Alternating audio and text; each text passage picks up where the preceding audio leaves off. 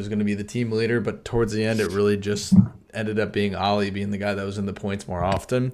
I do remember obviously every rookie had a horrible drive except for Kimmy in Australia, including Ollie. And Yep.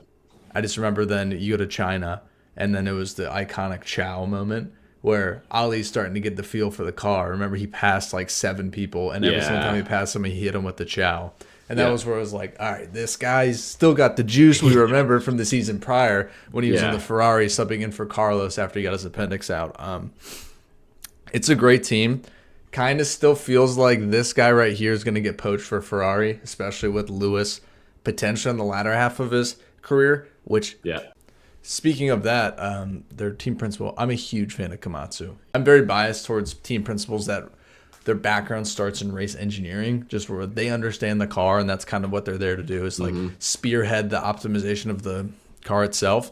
He mentioned that there's going to be a huge margin, not even in car design, but more over who can figure out this 50-50 battery to Yeah. engine balance. And him saying that, I'm like blindly trusting this dude, obviously. A driver can just figure it out. Like, it could click with Bottas. Like, it could click with anybody. I think it's going to click with one of the younger rookies over.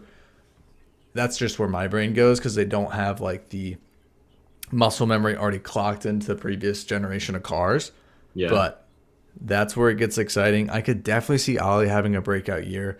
That comes with endless money, and we may have touched on this before, but I think a thing that can slip your mind on this is they're probably getting developmental help on parts from Toyota, but Toyota is one of the most reliable cars on the road. Anything you can get from them is probably going to be a good part, and it's going to last. So if these guys can figure out the battery stuff and nail it like you were talking about and have a car that can just get through the season without issues, you have a Ferrari power unit. Yep. So if we're starting there, I think your odds of having a good season are definitely there.